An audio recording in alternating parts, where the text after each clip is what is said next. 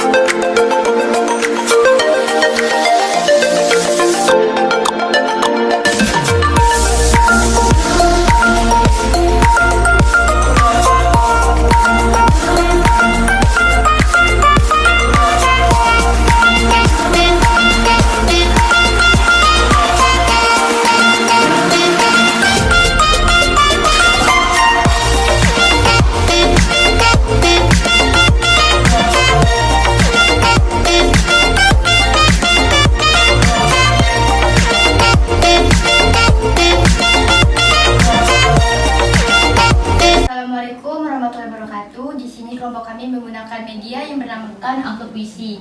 Nah, di cara menggunakan media amplop puisi ini, yang pertama peserta didik maju ke depan untuk melakukan cabut undi. Setelah cabut undi, mereka akan menjelaskan dari masing-masing pembahasan tentang puisi yang berada di dalam nomor-nomor tersebut. Pertama-tama kita akan melakukan cabut undi. Yang pertama yaitu Dita Putrianti Wibowo, silakan maju.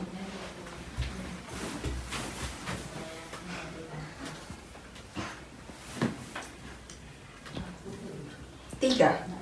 Oke. Baiklah, yang kedua Nila Sari, silakan maju. Nomor 1.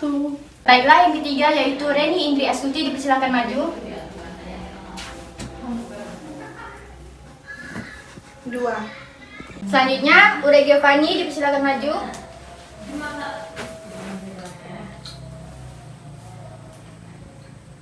Nomor 5.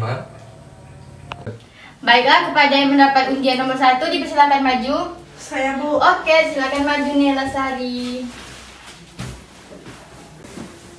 Baiklah, di sini Nila Sari akan menjelaskan tentang pengertian puisi. Nah, kepada Nila Sari dipersilakan. Baiklah, yang pertama saya akan menjelaskan pengertian puisi. Menurut Kamus Besar Bahasa Indonesia, puisi merupakan ragam sastra yang bahasanya terikat oleh irama, matra, rima, serta penyusunan larik dan bait. Puisi juga diartikan sebagai gubahan dalam bahasa yang bentuknya dipilih dan ditata secara cermat. Sekian penjelasan dari saya. Terima kasih. Baiklah, berikan tepuk tangan kepada Nila Sari. Baiklah, untuk undian nomor 2 siapa? Saya, Bu. Oke, kepada Reni Indri Astuti, saya persilakan maju. Baiklah, di sini Reni mendapat undian nomor 2 yaitu tentang unsur-unsur puisi. Kepada Reni Indri Astuti, saya persilakan. Baik, di sini saya akan menjelaskan unsur yang ada di dalam puisi. Yang pertama, unsur intrinsik. Unsur intrinsik puisi ada unsur yang terkandung dalam puisi dan memengaruhi puisi sebagai karya sastra. Yang pertama, diksi atau pilihan kata. Dalam membangun puisi, menulis memilih kata dengan cermat dan dengan cara mempertimbangkan makna. Yang kedua, daya bayang atau imaji. Imaji ketika membangun puisi adalah penggunaan kata-kata yang konkret dan khas yang dapat menimbulkan imajinasi visual, auditif, dan taktif.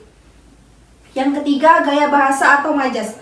Gaya bahasa dalam puisi yaitu bahasa yang dipakai penyair untuk mengatakan sesuatu dengan memakai kata-kata yang bermakna kiasan. Yang keempat, bunyi. Bunyi dalam puisi mengacu pada penggunaan kata tertentu sehingga menimbulkan efek suasana berbeda. Yang kelima, rima. Rima adalah persambungan bunyi dalam puisi bertujuan untuk menimbulkan efek keindahan. Yang keenam, ritma. Selain ritma, dalam puisi juga diperlukan adanya ritma. Ritma dalam puisi adalah dinamika suara dalam puisi agar tidak menotong bagi penikmat puisi. Yang ketujuh, tema. Tema dalam puisi adalah gagasan pokok yang ingin disampaikan oleh penulis melalui puisi. Kemudian ada unsur ekstrinsik. Yang pertama, aspek histori adalah unsur kesejahteraan, gagasan yang terkandung dalam puisi. Yang kedua, aspek psikologis adalah aspek kejiwaan pengarang yang termuat dalam puisi. Yang ketiga, aspek filsafat. Filsafat berkaitan erat dengan puisi atau karya sastra keseluruhan. Yang keempat, aspek religius dalam puisi mengacu pada tema yang umum diangkat dalam puisi oleh penyair. Sekian, terima kasih. Baiklah, berikan tepuk tangan kepada Reni Indri Astuti.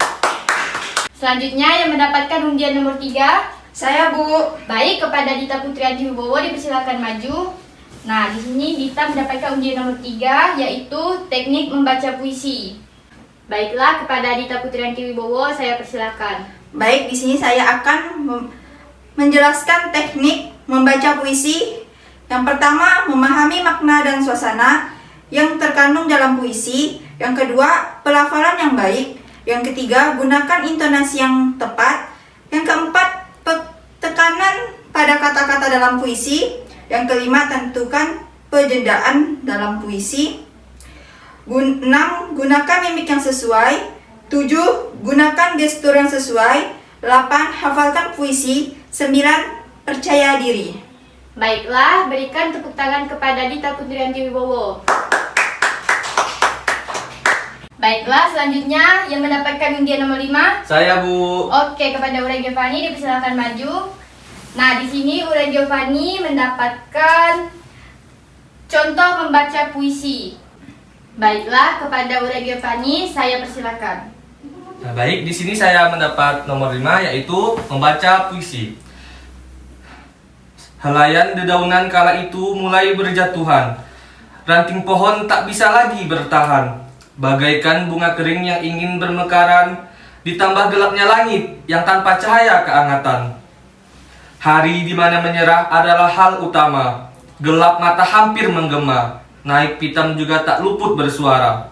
Tapi masih ada setitik kilauan penenang jiwa. Walau kolam itu terlihat tak berair, tapi bayangan langit memberi sinar pertanda. Pertanda akan gertakan air yang datang membawa kebahagiaan, tanpa membuat harapan berguguran. Tibalah cahaya yang dimana dapat menenangkan jiwa dan raga. Yang awalnya berniat hanya untuk menyapa, sekarang membuat benih baru dari kekesalan, sehingga mendatangkan rapsodi yang sangat bermakna. Baiklah, berikan tepuk tangan kepada Uray Giovanni. Baik, itulah penerapan dari media pembelajaran kami, yaitu amplop puisi. Nah, sekian yang dapat kami sampaikan. Kurang lebihnya saya meminta maaf. Wassalamualaikum warahmatullahi wabarakatuh.